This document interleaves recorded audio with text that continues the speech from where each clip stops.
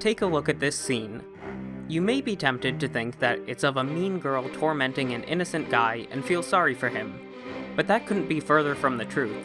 This is the image of a guy having his life vastly improved, and in this video I'll explain why bullying is good. I'm kidding about that last part, of course. But while real-world bullying is an epidemic that we should be doing our best to stop, Nagatoro's behaviors in Don't Toy With Me, Miss Nagatoro don't actually fit the traditional definition of bullying. While many of the things she does wouldn't fly in our world, within the context of the show, they are both well-intentioned and they end up making the main character Naoto a better person. I'm going to go over 3 things that stand out to me with Nagatoro's behaviors.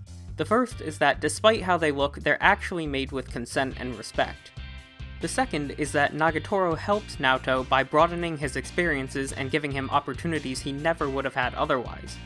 And the third is that Nagatoro leads Naoto on a path of self-improvement which could only be motivated through her teasing.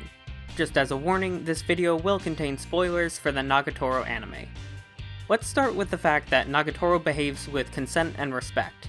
You might find this idea strange based on how mean she can be at times, but hear me out. The concept of consent shows up a lot throughout the series, and not all, but many of the times that Nagatoro wants to physically touch Naoto, she asks him for permission first. For example, in the second episode, she suggests a game that involves touching each other's chests, but doesn't actually do it until he agrees. Similarly, when she wants to give him a haircut, she doesn't just hold him down and shave off his hair, even though she thinks that would be funny. She respects Naoto's wish to not use the razor, and ends up just using scissors and giving him a legitimately good haircut. Essentially, when physical acts between the two of them go beyond something that would be purely playful, Nagatoro makes sure that she has permission and isn't crossing a line. Another way that you can see this in action is when Nagatoro's friends join in with the teasing and try to touch him, and she stops them every time. While you can chalk that up to jealousy since this is a rom-com, I think at least part of it has to do with the fact that she knows her friends' actions are mean-spirited, at least originally. She stops them from going too far. The same goes in the opposite direction. Nagatoro is very clear about when Naoto can touch her, and she also revokes that consent a few times when she realizes she's too nervous or embarrassed. The fact that Naoto respects that seems to make Nagatoro's opinion of him improve dramatically as the series goes on, even if she doesn't admit it outwardly. And I think that's a big reason why she doesn't blame him or make a big deal out of it when they get into situations where they accidentally grope each other or he accidentally sees her in the bath, for example.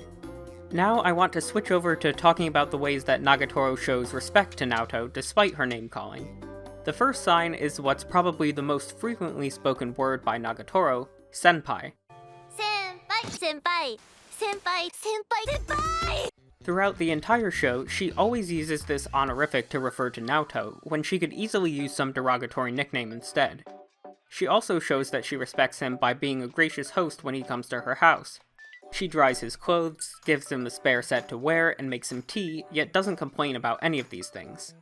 And while the language she uses toward Naoto doesn't change too much over the course of the series, she continues to call him gross or perverted, for example, the tone of that changes.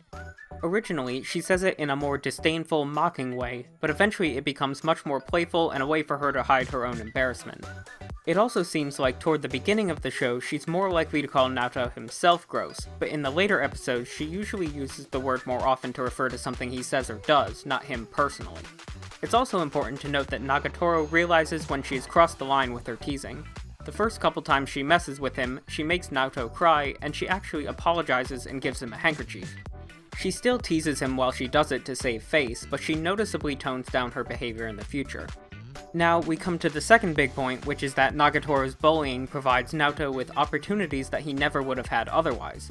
He's a loner who never seems to talk to anyone else and would even normally stay in his house during special events like festivals. He also clearly has no relationship experience. Nagatoro changes all of that.